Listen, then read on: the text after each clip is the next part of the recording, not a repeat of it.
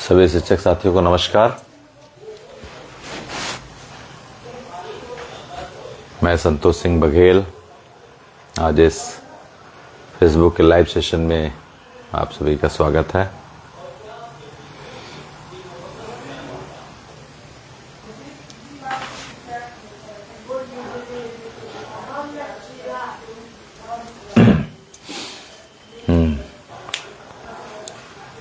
आप सभी जुड़ जाइए तो फिर हमारे सांसद हैं वो संबंधित मंत्री से इस बारे में पूछते हैं और उसका मौखिक जवाब संबंधित मंत्री देते हैं और उस प्रश्न के अनुपूरक प्रश्न भी पूछे जा सकते हैं। Supplementary question is suppose to be asked by the relative minister of this portfolio in which this has been referenced. तो संबंधित मंत्री से अनुपूरक प्रश्न पूछे जाते हैं। अतारांकित प्रश्न क्या होते हैं? वो प्रश्न होते हैं जिन पे लिखित जवाब देना होता है मंत्री को। इसमें अनुपूरक फिर से आप नहीं पूछ सकते, जो भी आप पूछे हैं उसी का जवाब संबंधित विभागों के मंत्री देते हैं। तो लालजी वर्मा जी का एक पत्र भी आया है जिसमें कुछ प्रश्न उनके थे ये टेट अनिवार्यता को लेकर। उसमें जो उन्होंने विषय उठाया भी था, हमने उनको ग्रेटिट्यूड भी किया था कि सभी सांसद जो उठाए उनकी भी आवाज गूंजी थी संसद में और इस संबंध में सरकार का जो आधिकारिक बयान उस समय अपेक्षा की गई थी वो नहीं आया उस समय। तो मैं आपको बताना चाहूंगा इस समय कि हमारी लीगल टीम आपसे क्या कह रही है। आप हमारे पिछले जो भी वीडियोस देखेंगे लाइव, हमारे राजेश जी के, अमित जी के, जो भी, तो हम आपसे आपके कई इस तरह के सवाल आए कि सर बजट सत्र में, शीतकालीन सत्र में ये आएगा, अमेंडमेंट आएगा, एक विधेयक आएगा और सरकार राहत देगी, सरकार इस विषय में सोच रही है। बिल्कुल सोच रही है, लेकिन आपको मैं बताऊं कुछ चीजें जुडिशियल क्रॉसओवर के अंतर्गत नहीं आती हैं, जिसमें संबंधित उच्च न्यायालय ने अगर डबल बेंच ने कुछ फैसला दिया है तो कुछ हमारी कार्यपालिका, न्यायपालिका, व्यवस्थापिका में तीनों में शक्तियों का वितरण का समन्वय इस तरह स्थापित किया गया है कि कहीं से किसी भी तरह की जिसको कह सकते हैं कि एनक्रोचमेंट नहीं हो सकता, अतिक्रमण अधिकारों का नहीं हो सकता है। ये हमारे जो भी तीनों अंग हैं इस देश के संविधान के, कार्यपालिका, न्यायपालिका, व्यवस्थापिका। तो इस समय हम हमेशा आपको कहते आ रहे हैं कि सरकार आपके साथ अभी कोई इस तरह का विधेयक या इस तरह का बिल या इस तरह का संशोधन नहीं लाने जा रही है। क्यों नहीं लाने जा रही है? मैंने आपको साफ साफ बताया है, कई बार बताया है कि सरकार इस विषय पे अभी जो कोर्ट का आदेश है उस कोर्ट के आदेश के अनुरूप ही अपने स्टैंड को हमारे पक्ष में रखेगी और वो रिव्यू से ही हमारा जो मजबूत पक्ष बनेगा, जिसमें हियरिंग से एक एनसीटी को नोटिफिकेशन जाएगा, उसी आधार पे एक डायरेक्टिव जाएगा, इस डायरेक्टिव में एक नोटिस जाएगा और उसमें एनसीटी को अपने उस चार्टर की व्याख्या करनी होगी जिस चार्टर में उसने 29 जुलाई 2011 के पहले के शिक्षकों को अपने संशोधित नोटिफिकेशन में छूट देने की बात कही है और 23 अगस्त 2010 के विज्ञापन में भी उसने छूट देने की बात कही है। जब ये आज लेटर आया तो मेरा ध्यान यही गया कि मैं हमेशा अभी भी कुछ साथी हमारे पूछते हैं सर बजट सत्र में पूछा नहीं गया कि क्या होने वाला है, सरकार क्या ला रही है या कुछ बोल नहीं रही है। मैंने आपसे कहा था कि उस समय शीतकालीन सत्र में जो भी एक प्रश्न पूछने का जो एक सैचुरेशन, जो एक कंडीशन होता है, तो वो हो गया था। उसमें जो है जो भी प्रश्न पूछना था हमारे सांसद महोदय ने पूछा और सरकार की जो भी जानकारी थी सरकार ने बताया। और सरकार अभी अगर आप पूछते, अगर तारांकित प्रश्नों के विषय में पूछते तो मौखिक जवाब सरकार का यही आता कि कोर्ट में मामला है और माननीय आदेश जो ये है जो आज उसने लिखा है वही उसे वो कहती कि ये संबंध में ये चीजें हैं। देखिए मैं आपको बताना चाहूंगा कि ये जो लेटर आया है उसके चारों पॉइंट्स, प्रश्न क्या हैं, ध्यान से सुनिएगा। चारों प्रश्न ये हैं कि लालजी वर्मा जी ने क ख ग घ अंग 5 प्रश्न है, पांचवा जो है वो इंटरलिंक्ड है चौथे से, अंगा जो है घ से है। पहला उन्होंने ये पूछा है, जो सवाल है कि राष्ट्रीय अध्यापक शिक्षा परिषद के दिशा निर्देशों के अनुसार 2011 के पूर्व नियुक्त शिक्षकों के लिए टेट अनिवार्यता को लेकर जो अनिश्चितता और प्रशासनिक बाधा की स्थिति उत्पन्न हुई है उस पर आपकी क्या राय है? ये पहला प्रश्न है उनका इस विषय पे। दूसरा प्रश्न ये है कि 2011 के पहले नियुक्त शिक्षक जो उस समय भर्ती हुए अपने विज्ञापन के उस तत्कालिक समय में, तो उस समय टेट की अनिवार्यता नहीं थी, तो फिर कैसे इनके लिए टेट अनिवार्य कर दिया गया है? इस संबंध में आपके क्या विचार और क्या इसका स्टैंड है? तीसरा उनका प्रश्न ये है कि इन शिक्षकों को जो 29 जुलाई 2011 के पहले नियुक्त हैं उनको टेट से छूट देने के लिए क्या आपके पास कोई ऐसी राष्ट्रीय नीति है, कोई श्वेत पत्र आप जारी कर रहे हैं जिसमें इन टीचरों को छूट देने की बात कही गई है या कही जाएगी? क्या इस तरह का आप कोई भी श्वेत पत्र या फिर कोई राष्ट्रीय नीति लाने जा रहे हैं जिसमें इन शिक्षकों के साथ जो अन्याय हुआ है, जो पहले के विज्ञापन के सापेक्ष भर्ती हुए हैं, क्या उनको छूट देने की कोई बात आप अपने प्रावधान में रखे हैं या नहीं रखे हैं? ये इनका तीसरा प्रश्न। चौथा प्रश्न ये है कि टेट के अभाव में 29 जुलाई 2011 के पूर्व शिक्षक, ध्यान से सुनिएगा, मैंने चारों प्रश्न बताया। चौथा प्रश्न ये है कि टेट के अभाव में 29 जुलाई 2011 के पहले नियुक्त शिक्षक अगर नहीं करते हैं टेट, अगर वो टेट नहीं करते हैं तो क्या उनकी सेवा, उनकी पदोन्नति पर कोई प्रतिकूल प्रभाव, कोई एडवर्स इफेक्ट पड़ेगा? यदि हां तो कैसे? और उसी में अंगा लिखा है यदि ना तो कैसे। ये उनके 5 प्रश्न हैं।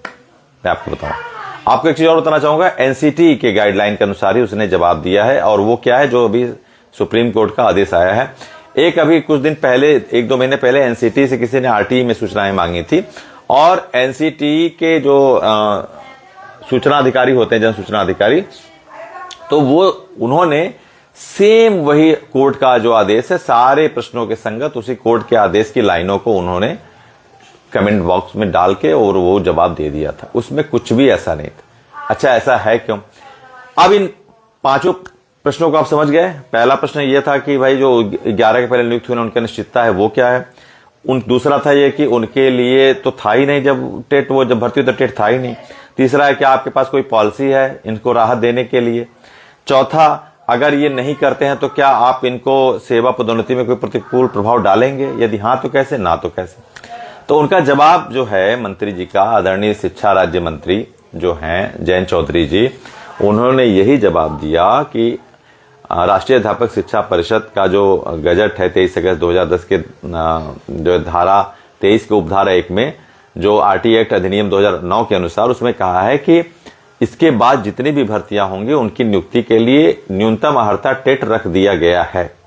टेट जो है एक मिनिमम एलिजिबिलिटी रख दी गई है। कब? ये उन्होंने कहा 23 अगस्त 2010 के बाद। उसका संशोधित वही 29 जुलाई 2011 में भी आया। ठीक है। और उसी बाद फिर सुप्रीम कोर्ट की लाइन ये है कि सुप्रीम कोर्ट यही कह रही है अपने आदेश में कि इसके बाद जो भी शिक्षक नियुक्ति पाना चाहते हैं तो उनको विद्यालय में शिक्षक के रूप में नियुक्ति के लिए टेट अनिवार्य है। ये किसकी लाइन है? ये लाइन है सुप्रीम कोर्ट की। कब है?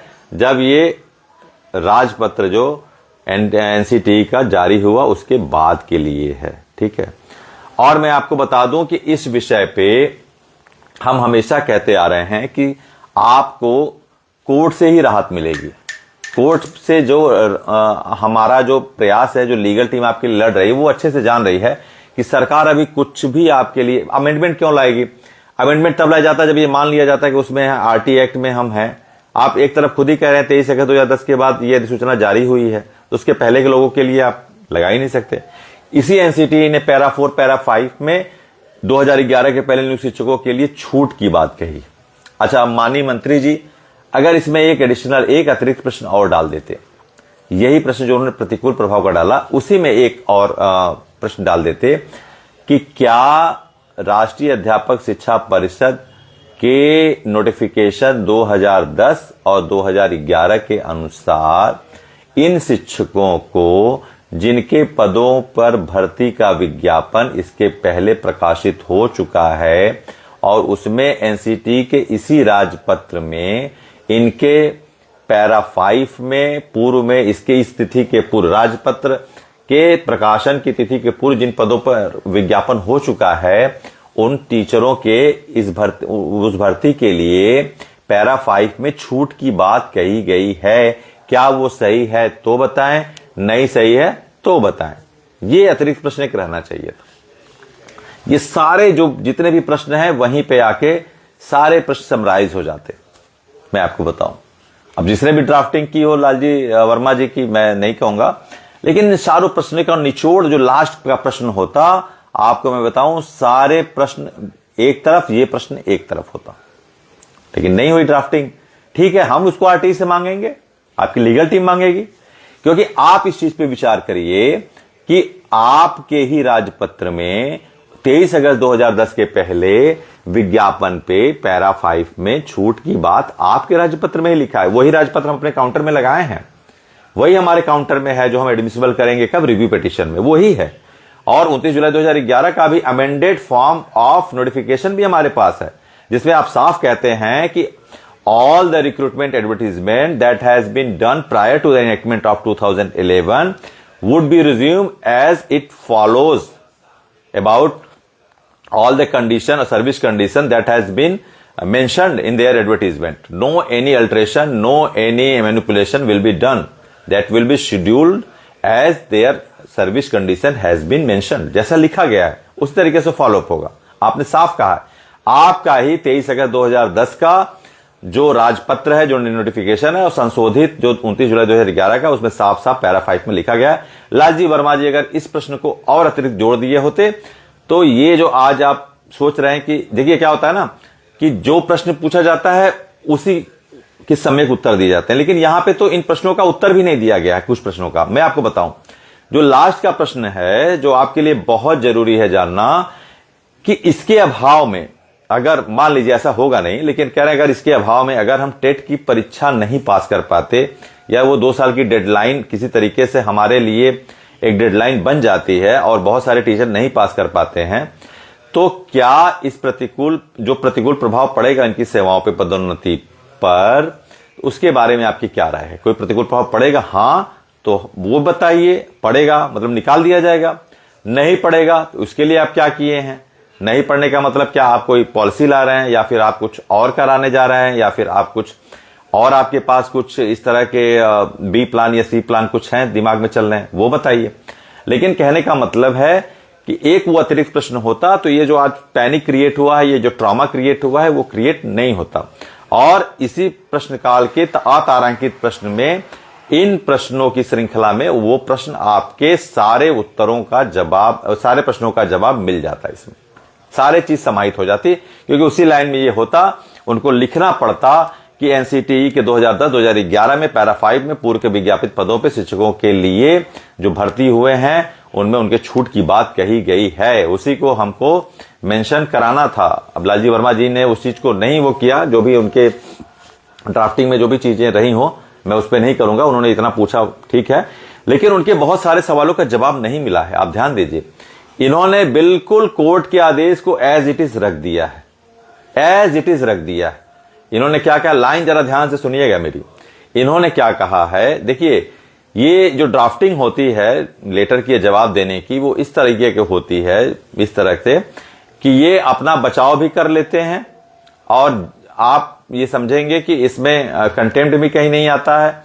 इन्होंने साफ लिखा है कि जिन सुप्रीम कोर्ट के आदेश के अनुसार जिनकी सेवा 5 वर्ष से अधिक बची है, कब, इस निर्णय आने की तिथि से वो 2 साल के अंदर टीटी कर सकते हैं। ध्यान दीजिएगा, उस आदेश में नहीं लिखा सुप्रीम कोर्ट के, सुप्रीम कोर्ट का जो आदेश है उसमें कर सकते हैं नहीं लिखा है, क्योंकि यहां पर अगर ये सरकार लिख देती कि जिनकी सेवा 5 वर्ष से अधिक है उनको 5 वर्ष में टीटी अवश्य पास करना होगा, नहीं तो सुप्रीम कोर्ट के आदेश के क्रम में उनकी सेवाएं बाधित कर दी जाएंगी। तब तो आप डरते, तब आपको डरना चाहिए था ना, जो चौथे भी लाइन में है कि प्रतिकूल प्रभाव क्या पड़ेगा, तब वो कहते हवाला देते ना कि सुप्रीम कोर्ट के अभी की स्थिति में, इस स्टेट ऑफ डिसीजन में हम सुप्रीम कोर्ट के आदेश के अनुपालन में हम ये सुनिश्चित करना चाहेंगे कि जिनकी सेवा 5 वर्ष से अधिक बची है वो 2 वर्ष के भीतर हर हाल में टीटी पास करना सुनिश्चित करें, अन्यथा की स्थिति में उनकी सेवाएं बाधित हो जाएंगी और जितने दिन की सेवाएं रहेंगी उसके हिसाब से उनको क्षतिपूर्ति करके उनको सर्विस से निकाल दिया जाएगा। लेकिन ऐसा नहीं है, ऐसा है ही नहीं। उन्होंने साफ वही लाइन की है और उसमें आपको एक सॉफ्ट कॉर्नर दिया है। अगर आप देखेंगे तो आपको एक सॉफ्ट कॉर्नर और आपके लिए वो एडॉप्टिंग स्पेस उन्होंने दे दिया है, वो अनुकूल जगह दे दी है जहां पे आप समझ सकते हैं कि अभी सरकार जुडिशियल क्रॉसओवर नहीं करना चाहती है। The government is not going to face out any type of content or any type of judicial crossover in this matter. It is the some sensitive one where 142 has been applied by the honorable court. How a government can dare to really cross this judicial matter?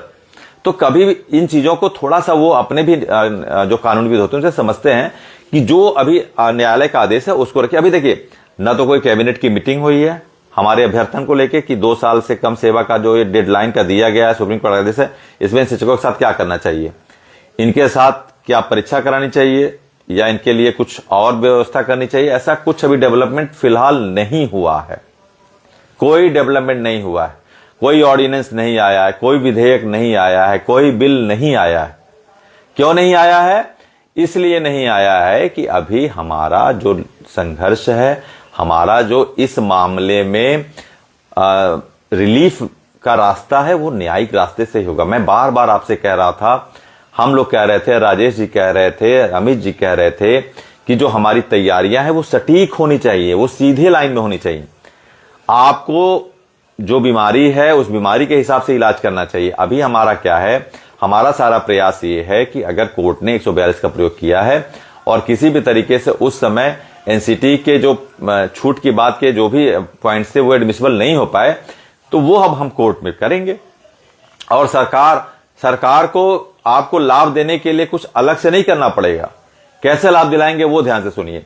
सरकार जब हमारे honourable जो council है सिंघवी जी, वो जब इस विषय को रखेंगे कि हम पार्टी नहीं है, हमको क्यों किया, न तो कोई नोटिस किया गया और किसी दूसरे के मैटर पे हमारी पूर्ण व्याख्या नहीं सुनी गई, हमारी छूट के बारे में कोई भी चीजें उस समय एडमिसिबल नहीं हो पाई, हमारे पक्ष को रखा ही नहीं गया, तो हमको इस संबंध में एनसीटी से जो भी 29 जुलाई 2011 के पहले शिक्षक हैं उनके सम्यक जो छूट की बात दी गई है उन दिशा निर्देशों से हमको अवगत कराने का और माननीय बेंच को भी अवगत होना चाहिए, ताकि स्पष्टता आए कि वास्तव में रियल फिगर क्या है, वास्तविक चित्र क्या है इस केस का। तब उसमें जो है कि एनसीटी रिव्यू अगर एक्सेप्ट हो ही जाएगा, तब उसमें एनसीटी को एक डायरेक्टिव जाएगा, एक नोटिस जाएगा, एनसीटी फिर वो प्रस्तुत करेगी। क्यों नहीं प्रस्तुत करेगी? अरे भाई, वो मांगा जाएगा कि आप अपना एनसीटी 2010 का 23 अगस्त का वो लाए नोटिफिकेशन, उसमें 29 जुलाई 2011 का नोटिफिकेशन लाए। आपको मैं बताऊं, उस नोटिफिकेशन में नीचे लिखा हुआ है सेवा और शर्तें, टर्म कंडीशन। कभी कभी आप देखते हैं ना, कोई प्रोडक्ट होता है, डिस्क्लेमर लिखा होता है या फिर कुछ फॉर्म होते हैं या होते हैं, नीचे सेवा शर्तें लिखी होती हैं, घोषणाएं लिखी होती हैं, नीचे लिखा हुआ सेवा शर्त।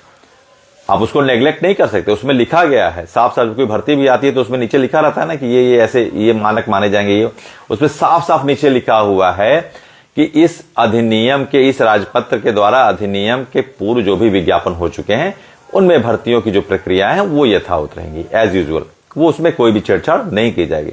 उसी को हमको प्रोड्यूस करना है और सरकार को राहत देना है। तो सरकार का राहत वहीं से आएगा। अभी सरकार आपके लिए कुछ भी जादू की छड़ी नहीं घुमाने वाली है, कुछ भी मैजिकल कैंडल उसके पास नहीं है कि आपको जादू की छड़ी घुमाएगी और आपको कह देगी कल से कि आप जो है कि टेट से छूट। सरकार राहत आपके देने के लिए हम सरकार से ही राहत लेंगे और सरकार देगी हमको राहत।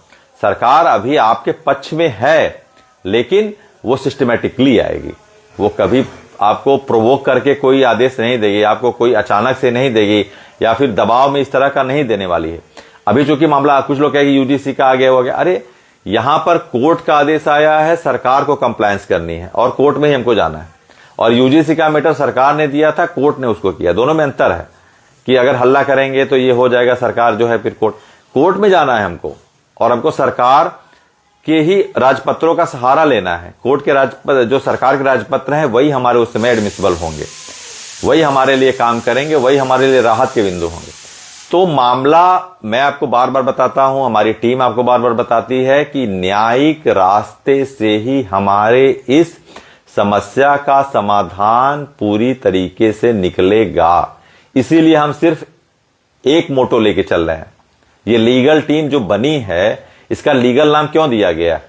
आपने कभी सोचा? कुछ भी नाम दे सकते थे, कुछ भी, लेकिन लीगल इसलिए दिया गया क्योंकि लड़ाई लीगल है और हमको इल्लीगल घोषित किया गया। और हमारा जो अभी तरीका है, हमारा जो इतने 25 लाख शिक्षकों को राहत देने का तरीका, वो सिर्फ एकमात्र है, वो है लीगल प्रोसीजर, वो है जुडिशियल प्रोसीजर, वो है न्यायिक रास्ते से जो हमको रिव्यू में जाना है, हम क्यों बड़े फेस वैल्यू के वकील साहब को लाए?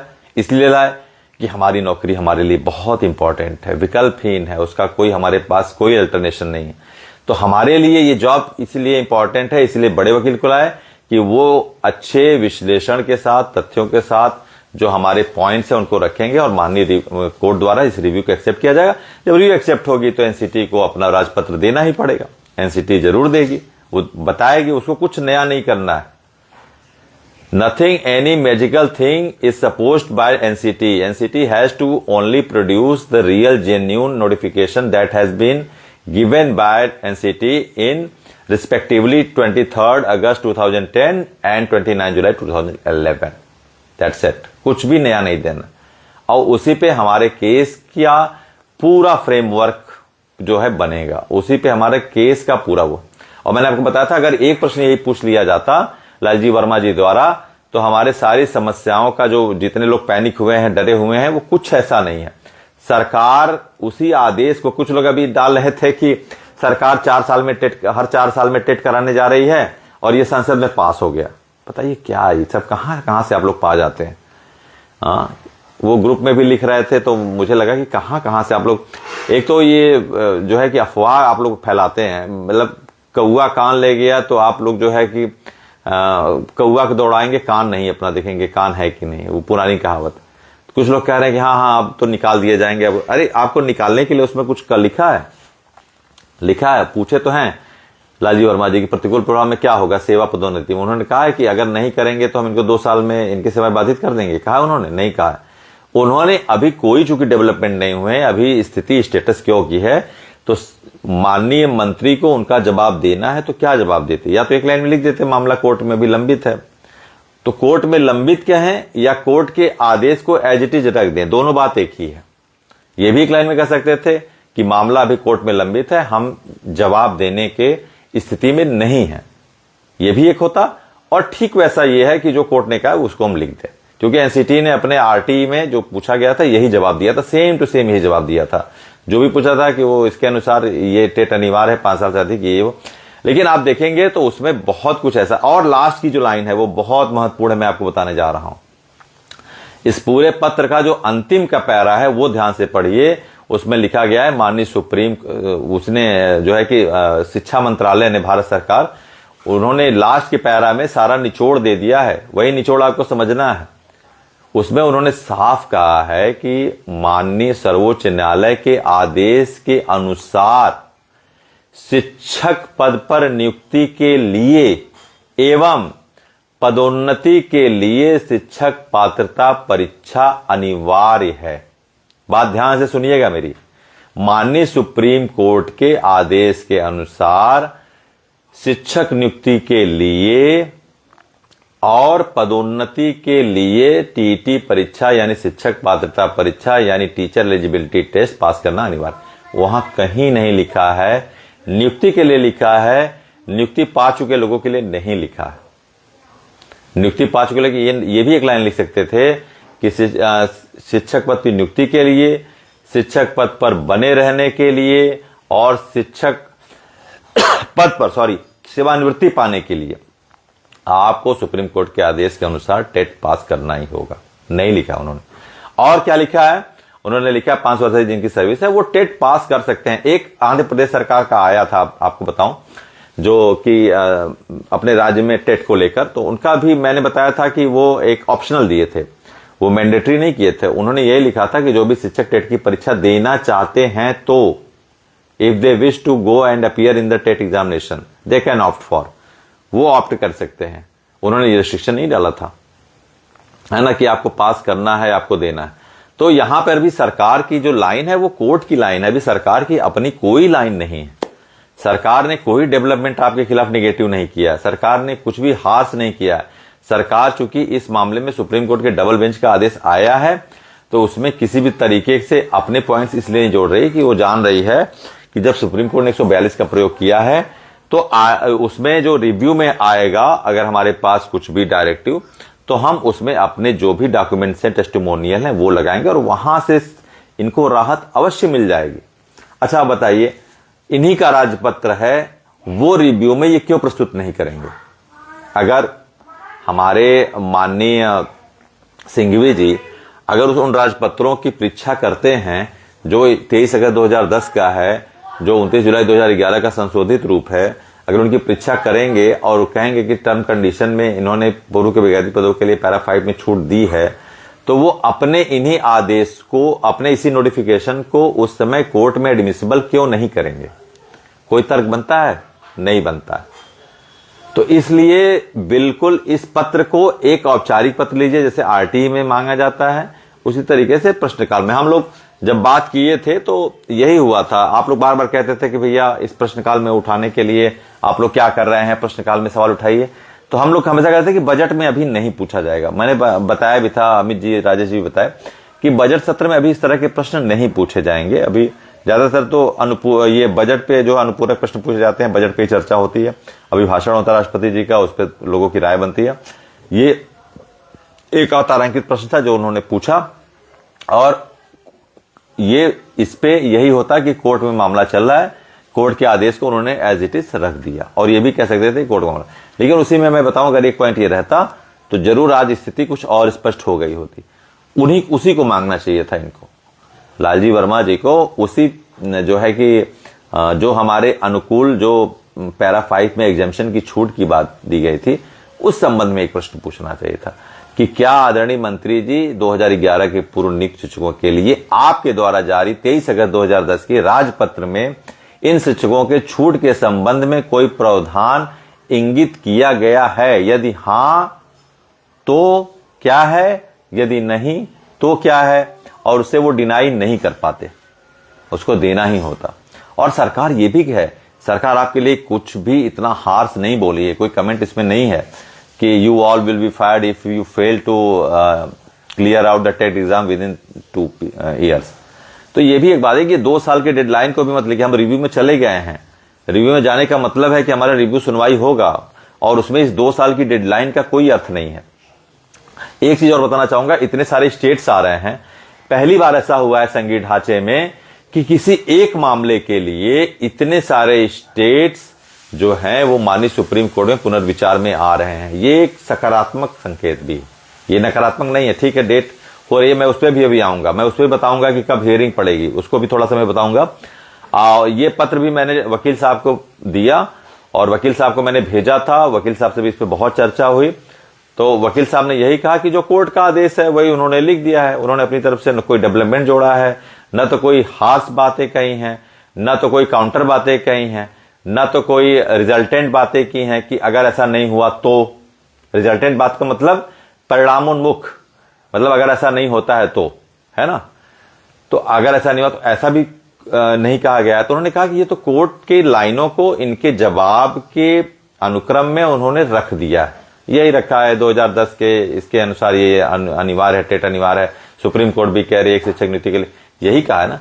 ये तो नहीं लेटर में लिखा है कि सुप्रीम कोर्ट के आदेश के अनुसार आप सभी आपको विदित हो कि जो भी शिक्षक अगर 5 साल से अधिक सेवा बची अगर नहीं करते हैं तो उनके कहते हैं उनको हर हाल में शिक्षक करना होगा, नहीं तो उनको सेवा होगी, उनके सेवा शर्तों के साथ ये कर दिया जाएगा और उनको निकाल दिया। ऐसा कुछ नहीं है, वो सिर्फ कोर्ट की वो लाइन लिखे हैं, और जहां पर निगेटिव बात आई है उसको वो सबसाइड किए हैं, उसका जवाब नहीं दिए हैं। इसका मतलब वो न्यूट्रल टू पॉजिटिव है, वो निगेटिव नहीं, न्यूट्रल टू पॉजिटिव। वो जान रहे हैं कि मामला रिव्यू में है, अभी हम कुछ भी एडिशनल नहीं बोल सकते, कुछ भी अतिरिक्त हम नहीं बयान दे सकते हैं। जब कोर्ट में मामला होता है तो जानते हैं ना कि जो अधिकारी या नेता या संबंधित मंत्री वो बयान से बचते हैं, वो कोर्ट की अवमानना होती है, तो वो कभी इस तरह की बात खुल के औपचारिक या आधिकारिक, कुछ लोग कहेंगे सर आधिकारिक रूप से नहीं बोल रहे हैं, आधिकारिक रूप से इसलिए नहीं बोलेंगे कि अभी कोर्ट में जो मामला चल रहा है उनका जो आपको रिलीफ देने का रास्ता है वो आधिकारिक बयान के रूप में नहीं है।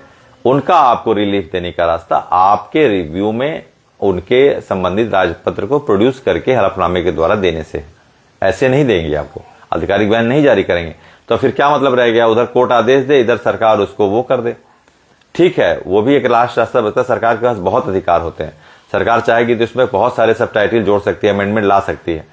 लेकिन अभी चूंकि मामला न्यायपालिका में है, न्यायपालिका में जो भी प्रयास है, हमारी लीगल टीम शुरू से आपसे कह रही है कि इस रास्ते से ही राहत मिलेगी, और हमारी लीगल टीम इसी के लिए अपने सभी सटीक रणनीतियों पे काम कर रही है, सबसे सटीक रणनीतियों पे काम कर रही है। मैं आपको बताऊं, हमने काउंसिल बड़ा किया है, हमने इसके इंटरप्रिटेशन निकाले हैं, हमने सारे काउंटर तैयार किए हैं, एक एक बिंदुओं पे बहुत सारी एडिशनल चीज और होंगी जो इस केस को और मजबूत करेगी, वो मैं आपको भी बताऊंगा, अभी मैं रिवील नहीं कर सकता।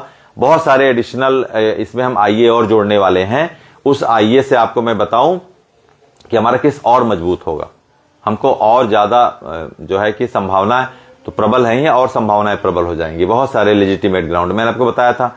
अब वो 23 अगस्त 2010 का इन्होंने जो लाया है, मैं आपको पहले ही बता चुका हूं, वो उसके बाद नियुक्त शिक्षकों के लिए उसमें छूट की बात कही गई। अगर ये हमारे लिए होता वास्तव में तो ये बताइए, मैं आपको पहले ही बता चुका हूं कि एक दिन का सरकार वेतन नहीं देती है। अगर हमारे लिए ये वास्तव में लागू होता तो 19 में तो हम हो चुके बाहर। जो भी 29 जुलाई 2001 पहले टेट विहीन शिक्षक हैं वो तो नियम से 31 मार्च 2019 के बाद क्या हो चुके हैं, वो एक तरह से तो अब उनके ऊपर प्रतिकूल प्रभाव पड़ना चाहिए था ना, क्यों नहीं पड़ना चाहिए था? अगर ये माना जाए कि उनके लिए लागू है तो 31 मार्च 2019 के बाद 7 साल से हम वेतन ले रहे हैं, क्यों नहीं सरकार हमको फायर कर दी? निकाली? नहीं निकाली, क्योंकि हमारे लिए है ही नहीं। इसी तथ्य को रखना है रिव्यू में कि हमारे लिए छूट की बात है, यही तथ्य हम प्रोड्यूस करेंगे और उसके लिए आपको अपनी लीगल टीम के साथ इस न्यायिक लड़ाई में, मैं बार बार बताता हूं कि इस न्यायिक लड़ाई में हमें मजबूत करिए। यहीं से आपके इस समस्या का वास्तविक, व्यवहारिक और स्थायी निदान मिलेगा। जब आप लीगल टीम से जुड़ेंगे हमारे साथ, अभिषेक मनु सिंघवी जी के नेतृत्व में इस मसले पर जो हमारी जो तैयारियां हैं, इम्प्लीडमेंट की जो तैयारियां हैं, पिटिशनर की जो तैयारियां हैं, मैं वो बताता भी हूं, साझा भी करता हूं कि किस तरह से हमने बैकअप प्लान भी हम लेके चल रहे हैं कि हम लोग एडवर्स कंडीशन में भी we would ensure that all the every single teacher would have their service security intact. No any harsh or negative things is going to happen with any of them. I have consistently saying that if you are joining with the legal team, the service security of yours would be remained intact. कुछ भी negative नहीं होगा क्योंकि हमारी तैयारियां इस तरह से हैं और लड़ेंगे, जीतेंगे, निश्चित जीतेंगे। और आज के इस पत्र को बिल्कुल औपचारिक पत्र लीजिए, इसमें कुछ भी निगेटिव नहीं है कि आपको निकाल दिया जाएगा, ये करे। यहां तो और आपके बारे में सुप्रीम कोर्ट के लाइन को थोड़ा सा फ्लेक्सिबल किया गया, थोड़ा सा उसको जिसको कहते हैं कि और सॉफ्ट कॉर्नर दिया गया है कि वो कर सकते हैं। एक एक लाइन का एलैबोरेशन होता है, एनालिसिस होता है, एक एक वर्ड का एलैबोरेशन होता है और है में भी कोर्ट जो है वो कभी कभी फैसले पलट देती है क्योंकि एक प्लूरल है, एक सिंगुलर है ना। तो कहने का मतलब है जो वो कर सकते हैं, ये जो कर सकते हैं, है ना, यू कैन का मतलब है कि कैन भी कह सकते हैं, माइट भी कह सकते हैं, ऑप्शनल है, ये ऑप्शनल चला जाएगा, है ना, कि उसमें ये नहीं लिखा है कि आपको करना ही करना है। तो बिल्कुल स्पष्ट रहिए, इसमें कुछ भी ऐसा नहीं होने वाला है, कुछ भी निगेटिव नहीं है, औपचारिक पत्र है। लेकिन मैं आपको शुरू से बता रहा हूं कि हमारी लड़ाई सरकार के अमेंडमेंट लाने से नहीं, सरकार के अध्यादेश लाने से नहीं जाने वाली। हमारी लड़ाई सिर्फ और सिर्फ न्यायिक रास्ते से ही होगी और लीगल टीम पूरे देश में इस मसले को लेकर जो राष्ट्रव्यापी मुहिम चला रही है, उसी मुहिम से देश के 25 लाख शिक्षकों को निश्चित तौर पर राहत मिलेगी। हमने जो तरीका अपनाया है, हमने देश के सबसे प्रोफाउंड, सबसे प्रोमिनेंट और सबसे ही कहते हैं कि एक इंटरेक्शन में जो है कि इंटरप्रिटेशन में माहिर एक हमारे जो संवैधानिक विश्लेषण के सबसे ख्यातिलब्ध अधिवक्ता हैं अभिषेक मनु सिंघवी जी। अब यहां मसला आएगा किस तरह से उसका विश्लेषण करना है, किस तरह उनके राजपत्रों को मंगाना है, उनके ही आदेश को कैसे हम ये प्रोड्यूस करके अपनी एलिजिबिलिटी को जस्टिफाई करेंगे, ये अभिषेक मनु सिंघवी जी करके दिखाएंगे। ये मैं आपको एश्योर करना चाहूं। तो यहां पर ये विषयक, यही मूल विषयक है कि आपको इस पत्र में जो 5 सवाल पूछे गए हैं, एक तो 5 प्रश्न का जवाब नहीं दिया गया और कोर्ट की ही लाइन को जस्ट रख दिया गया है कि आरटी एक्ट 2009 के अनुसार 23 अगस्त 2010 के राजपत्र के अनुसार जो भी शिक्षक नियुक्त जाना चाहते हैं उनके लिए टेट नहीं। अभी तो एक लड़ाई और भी है, एनसीटी ने ही इसके पहले, ठीक है, एनसीटी 23 अगस्त 2010 के बाद टेट को एक अनिवार्य शैक्षिक अर्हता मान रही है, लेकिन उसके पहले क्या मानती थी? उसके राजपत्र में कब से आया? उसके राजपत्र में 23 अगस्त 2010 के बाद आया कि टेट क्या है, एक मिनिमम एलिजिबिलिटी। तो उसके पहले के शिक्षकों के लिए मिनिमम एलिजिबिलिटी कैसे मान सकते हैं? बिल्कुल नहीं मान सकते आप। और एनसीटी के चार्टर में लिखा है कि TET is only eligibility, qualification नहीं है। तो आप न्यूनतम शैक्षिक अर्हता मान रहे हैं, तो ये भी गलत है। तो कहने का मतलब ये है कि हमारी जो लड़ाई चल रही है उसमें न्यायिक रास्ते से ही आपको उपादान मिलेगा आपके इस विषय का। मैं बार बार कहता हूं कि इस विषय पे विश्लेषण की आवश्यकता है, इस विषय पे न्यायिक एक अच्छे फेस वैल्यू की वकील की जरूरत थी, जो हमने कर लिया अधिकृत। और ये भी आपको एक चीज बताऊं, हियरिंग को लेकर जो मैंने कहा था आपसे कि हियरिंग को लेकर आपकी परीक्षा रहती है कि ये स्टेट आ गए, वो स्टेट आ गए, अब क्या होगा। तो इस विषय पे मैं आपको बताना चाहूंगा कि स्टेट्स जुड़ रहे हैं, ये अच्छी बात है, ये पॉजिटिव है, निगेटिव नहीं है। लेकिन ये एक समय के बाद अनिवार्य नहीं रह जाता कि इसमें सभी को क्लब अप करके ही सुनवाई हो। जो मेरी बात है उसमें यही है कि ये अनिवार्य कतई नहीं है कि 34-35 रीट हो गई भैया, सबको तब तक वेट करो जब तक कि सबका डिफेक्ट दूर नहीं हो जाता। ये कोई अब कंडीशनल बात नहीं रह गई है, ये कोई शर्त नहीं रहेगी। ध्यान से मेरी बात को सुनिएगा। अब ये कंडीशन नहीं है कि इस 25 लाख शिक्षकों के राष्ट्रव्यापी मामले में सभी राज्य सरकारों और संगठनों का जो रिव्यू में चले गए हैं उनका एक साथ डिफेक्ट लेस होकर रिव्यू में एक साथ आना ही इस केस की सुनवाई की प्रमुख शर्त है, ऐसा नहीं है। ठीक है, अब ये मैंडेटरी कंडीशनल बात नहीं है। अब हियरिंग जो भी हमारे रिस्पोंडेंट हैं अंजुमन महाराष्ट्र, उनके साथ जो भी डिफेक्ट लेस होंगे वो आराम से इस केस में उनकी सुनवाई की तारीख पड़ सकती है। और चूंकि 90 दिन 130 दिन बीत गए हैं, अब उस तरह की कोई बाध्यता नहीं है। और समय को लेकर मैं बताऊं कि जब अभी सुप्रीम कोर्ट रिव्यू को लेकर कोई भी इस तरीके का दिन निर्धारित नहीं किया कि कब तक आप रिव्यू दाखिल कर सकते हैं, तो आपके लिए भी ये 2 साल की डेडलाइन जब आप कोर्ट में चले गए हैं तो उसका कोई मतलब नहीं है। जब कोर्ट में आप रिव्यू में चले गए हैं तो सुप्रीम कोर्ट की डेडलाइन से ट्रॉमा में जाने का, पैनिक होने का कोई मतलब नहीं है। आप देख रहे होंगे कि त्रिपुरा सरकार कितने डेट लेटे रिजॉइंडर डाल रही है। उसी तरीके से इसमें जो है कि आपको अगर तारीख सुप्रीम कोर्ट नहीं निर्धारित कर रही कितने दिन में ये तो सभी राज्य आते जा रहे हैं। लेकिन मैं आपको बता दूं, अब क्लब अप होने की कोई शर्त नहीं रह गई है। अब जो भी मुख्य राज्यों के एओआर हैं उन्होंने, मैं बताया था कि मीटिंग हुई तो उन्होंने यही कहा कि जल्दी इसमें कोई भी तारीख आ सकती है, कोई भी लिस्ट की डेट आ सकती है इस विषय पर कि ये केस की सुनवाई हो। और मैं आपको बताऊं कि पहली सुनवाई इस पूरे 34-35 मामलों में हमारे अभिषेक मनु सिंघवी जी के वरिष्ठतम अधिवक्ता होने के नाते वो हमको ही मिलेगा। पहली हियरिंग हमको ही मिलेगी, हमारे केस को ही मिलेगी। उसी केस में हम इस विषय पे जो है कि राहत दिलाने का जो रास्ता है वो हम तैयार कर लेंगे, उसके लिए निश्चिंत रहिए। ये हमारा आपसे पूरा एश्योरेंस है कि जब पहली तारीख बस दरकार है, उस तारीख की जब वो हियरिंग हमारी पहली शुरू हो जाएगी। सुनवाई के लिए वही बता रहा हूं सर। हाँ, विजय जी पूछ रहे हैं, निखारे जी, सुनवाई मैं बताऊं कि अब वो कंडीशन नहीं रह गया कि सभी को एक साथ क्लब अप करना है।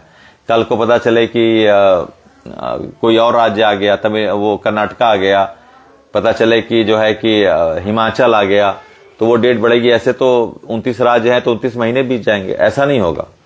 ये कोई मैट्रिक्स नहीं है कि हर एक राज्य डिफेक्ट देने के लिए 30 दिन के मैट्रिक्स लगाइए और पता चले कि पूरा साल बीत गया इसी में, ऐसा नहीं है।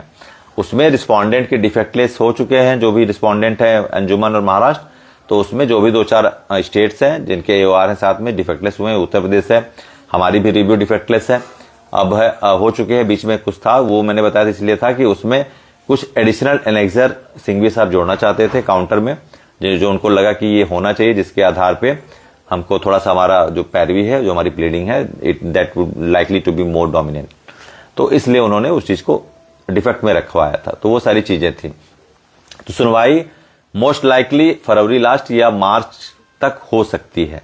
इस विषय पे मैं आपको बताना चाहूंगा कि वो जब भी कुछ भी लिस्टिंग की बात आएगी तो वो अपडेशन मैं दूंगा आपको, हमारी टीम देगी, राजेश जी देंगे, अमित जी देंगे, जो भी रहता है वो हम आपको बताएंगे। और इस पत्र पे बिल्कुल स्पष्ट रहिए, ये एक औपचारिक पत्र है। सरकार अभी आपको राहत न्यायिक रास्ते से ही देगी। सरकार ने कुछ भी ऐसा नहीं लिखा है कि you will be fired if you fail to qualify the TET examination within 2 years, ये कुछ ऐसा नहीं है। उसने जस्ट वही लाइन लिखा है, उसीलिए तो हम कोर्ट में गए। अगर कोर्ट की लाइन लिखा है तो कोर्ट का ही तो आदेश है, जो हमारे लिए हार्श हो गया, गलत तरीके से डेविएटेड हो गया, हमारी हियरिंग हुई नहीं, हमारे वकील थे ही नहीं, हम पक्षकार थे ही नहीं, हम पार्टी थे ही नहीं, हमको मौका दिया ही नहीं गया, हमको नोटिस दिया ही नहीं गया, हमको बुलाया ही नहीं गया 5 साल 8 महीने में, और हमारे खिलाफ इतना बड़ा जजमेंट आ गया। मैं इसको जस्टिस नहीं मानता, शुरू से बताता हूं। तो ये सारी चीजें जो कॉन्सिक्वेंस बने, न नोटिस आई, न हमारी पैरवी सुनी गई, न हमको समय दिया गया, न हमारी दलील एडमिसिबल हुई, न हमारे राज्य सरकार केंद्र सरकार के एनसीटी द्वारा कोई हल्फनामा हमारी अभ्यर्थन की स्पष्टता के विषय में दिया गया, तो किस तरीके से एक पक्षीय जो सुनवाई हुई है उससे देश के इतने शिक्षक प्रभावित हो सकते हैं? ये प्राकृतिक न्याय के सिद्धांत के खिलाफ है, बिल्कुल खिलाफ है। और इसके लिए हमको न्याय जरूर मिलेगा, निश्चित तौर पे मिलेगा। जितने भी देख रहे हैं, जो भी कितने 72,000, 69,000 या 29,000 जो भी मामले हैं, उसमें अंततोगत्ता आप देखेंगे कि उसमें पुष्टता के साथ, तर्कों के साथ, तथ्यों के साथ जब अध्याचन पे गया, उसमें प्लीडिंग की गई, तो हमारे अनुकूल ही, जो पक्षकार थे उनके अनुकूल ही जवाब मिला है, और इसमें भी मिलेगा, ये मैं आपको बताना चाहूंगा। तो आप बिल्कुल इसमें किसी भी तरीके की पैनिक होने की बात नहीं है। ये लेटर जो आदेश 1 सितंबर का आया था, वही सरकार ने, ये सरकार का स्टैंड नहीं है। कुछ लोगों ने कहा कि सरकार मान ली है कि टेट जरूरी है। सरकार ये नहीं मानी टेट जरूरी, सरकार ने कोर्ट के आदेश को लिखा है। सरकार अगर ये मानती तो सरकार ये कहती कि अगर 2 साल में आपने टेट नहीं दिया तो भाई मुझे सुप्रीम कोर्ट के आदेश का पालन करना ही करना है। तब हम मानते कि सरकार तो भैया नहीं मानी। सरकार तो नहीं मान रही है, सरकार अब तो टेट देना ही पड़ेगा। अब नहीं दिए तो भैया अब 1 साल 7 महीने और बचे हैं, काउंटडाउन शुरू हो गया। अगर ये सरकार आज कह देती, शिक्षा राज्य मंत्री जयंत चौधरी जी का ये भी स्टेटमेंट एडिशनल होता कि प्रतिकूल प्रभाव वाले जो घ के प्रश्न के संबंध में अगर वो ये उत्तर देते कि अगर वो इसके अभाव में रहते हैं टेट के 2 साल के बाद, तो हम प्रतिकूल प्रभाव के रूप में उनकी सेवा बाधित करेंगे और उनके जो भी उस समय के सेवा लाभ देकर उनको हम सेवा मुक्त कर देंगे, तब हम कहते कि सरकार, government is somewhat very negative for all the teacher who is TET affected, तब हम मानते।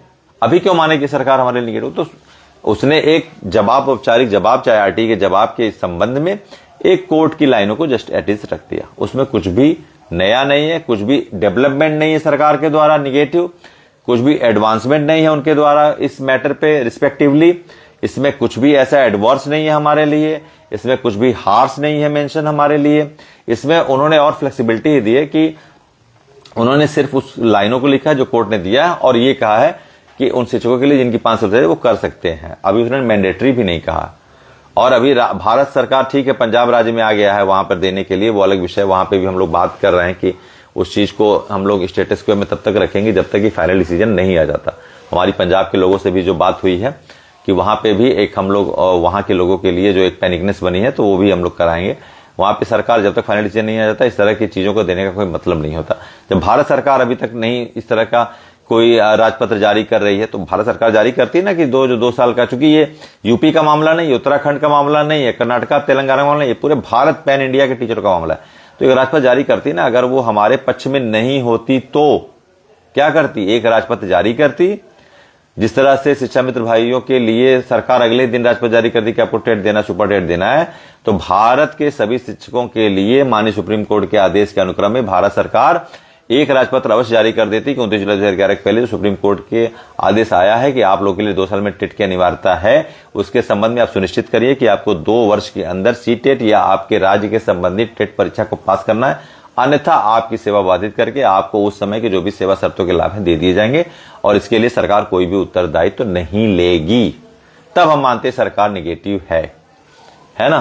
तब विषय पे हम जाते कि नहीं, सरकार निगेटिव है, अब हमको करना है, we are having only one option that we have to clear, we have to go and attempt the TET for assuring our job. लेकिन ऐसा नहीं है। अभी एक औपचारिक पत्र है अतारांकित प्रश्न में जो लिखित जवाब देते हैं, उसमें उन्होंने कोर्ट की लाइनों को लिख दिया।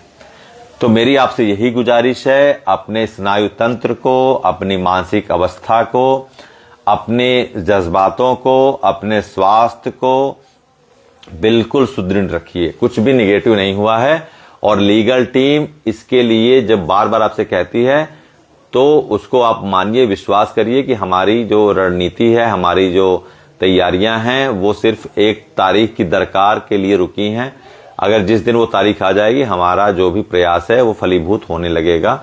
और जो भी हमारे शिक्षक साथी हैं, और हमने जो बनाया भी है, हम आपको बताते भी हैं कि हम किस तरीके से लीगल टीम में अपनी तैयारियां किए हैं, जो हमारे साथ शिक्षक साथी जुड़े हैं, और एश्योर भी रहते हैं कि हम किसी भी स्थिति में, एडवर्स कंडीशन में भी हम अपने सर्विस को, सिक्योरिटी को बनाए रखेंगे। वो मैं बताता भी हूं, मैं उसको ऑफिशियली नहीं बता सकता, लेकिन हम अपने जुड़े हुए शिक्षक साथियों को बताते हैं कि हमारी एडवर्स कंडीशन में भी हमारी क्या प्लानिंग है, जिसमें अगर रिव्यू खारिज भी हो जाती है तब भी हमारी क्या प्लानिंग है।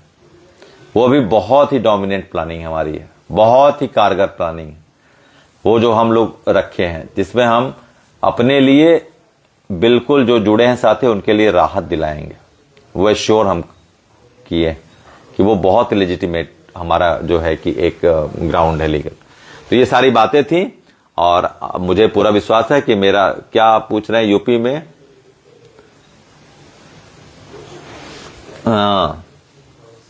चलिए चुनाव इसका कुछ नहीं है, ठीक है। आप लोग लीगल टीम के साथ रहिए, लीगल टीम की रणनीतियों पे विश्वास करिए। आज तो स्पष्ट आपको हो गया हम लोग क्यों बार बार कहते थे कि इस लड़ाई का जो माध्यम है, रास्ता, वो सिर्फ लीगल ही है। अभी कुछ भी ऐसा सरकार क्यों करेगी? सरकार तब करती है ना जब मानती कि आरटी एक्ट में हमारे लिए संलग्नता है, हमको टेट देना है। वो तो साफ कह रही थी 2010 के बाद शिक्षकों के लिए टेट अनिवार्य है। हाँ, उसने छूट की बात कही। तो सरकार का पत्र सिर्फ, ये जो औपचारिक पत्र है उनके जवाबों के सम्यक उत्तर में, वो सिर्फ कोर्ट की लाइनें हैं, उसमें कुछ भी हमारे लिए निगेटिव हास नहीं। ये सारी बातें थी। अगर आपकी कुछ परीक्षा हो तो पूछिए। बिल्कुल सर, हम लोग आपके लिए अपना सब कुछ दे रहे हैं, और हमारा प्रयास ये है कि हमारे जो भाई बहन हैं, किसी एक की सर्विस भी हम नहीं जाने देंगे, सिंगल वन, किसी की भी। आपकी सर्विस आपके लिए कितनी इंपॉर्टेंट है, आपका परिवार आपके लिए कितना इंपॉर्टेंट है, आपके बच्चे वो कितना इंपॉर्टेंट है, तो वो उसका महत्व तो हम लोग जान रहे हैं, और हम उसको बिल्कुल एश्योर करेंगे। उसके लिए बिल्कुल निश्चिंत रहिए। मैंने सारे बिंदुओं पर आपको बताया कि उस पत्र को आपको सीरियस नहीं लेना है। 5 बिंदुओं को बताया, जो अनिश्चितता का माहौल है, टेट जब हुआ तो ये जब नियुक्त हुए टेट नहीं था। तीसरा मैंने बताया कि इनके लिए कोई आपकी पॉलिसी है इनको छूट देने की। चौथा, प्रतिकूल प्रभाव पड़ता है, अगर ये नहीं कर पाते हैं तो क्या आप निकाल देंगे या नहीं निकालेंगे, क्या करेंगे? तो उनका यही था। उन्होंने सिर्फ कोर्ट की लाइनों को लिख दिया कि टेट, शिक्षक की नियुक्ति के लिए टेट अनिवार्य है सुप्रीम कोर्ट के आदेश के अनुसार। फिर लिख दिया 5 साल अधिक सेवा के लिए वो टेट, जिनकी बच्ची वो टेट कर सकते हैं। फिर लास्ट में समराइज कंक्लूड इस तरह से किया कि जो भी शिक्षक पद में नियुक्ति चाहते हैं या पदोन्नति चाहते हैं, उनके लिए टेट अनिवार्य। उन्होंने ये नहीं कहा कि शिक्षक पद पर नियुक्ति के लिए, शिक्षक पद पर बने रहने के लिए और सेवा में प्रमोशन के लिए आपको टेट अनिवार्य। तो आपके लिए कुछ भी इसमें खोजेंगे तो निगेटिव नहीं, ठीक है। आप विश्लेषण जो मैंने किया है वो बिल्कुल आप उसके साथ इत्तेफाक रखिए, उसमें कुछ भी ऐसा नहीं है कि जो आपके लिए निगेटिव। सारे बिंदुओं पर मैंने चर्चा की है, सारे बिंदुओं को मैंने बताया है। औपचारिक पत्र है, अतारांकित प्रश्न में लिखित जवाब देने की बाध्यता माननीय उस विभाग के मंत्री की होती जिन्होंने उन्होंने दिया है, और ये एक क्या कहते हैं, एक कोर्ट की लाइनों को ही दिया, ठीक है। तो ये सारी बातें थी। अब जो भी अपडेट्स रहेंगे वो मैं आपको दूंगा, आगे जो भी आऊंगा। और अगर किसी के प्रश्न हो तो आप पूछ सकते हैं। हाँ, विजय निखारे जी कह रहे हैं अहला गर्व आहे सर आपला, बिल्कुल। And I also proud of all my teacher who is having their hands with me, who is shaking hands with me, who is collaborating with me, with our legal team, and giving their best of their efforts to really build up this team at national level. And we are campaigning the national movement for the vanishing this unbehavioral order and letting the adoptable condition for all the teacher who has been affected this enactment of RT Act. तो ये सारी बातें हैं जिस पे मैं आपको हमेशा बताया, इतना बड़ा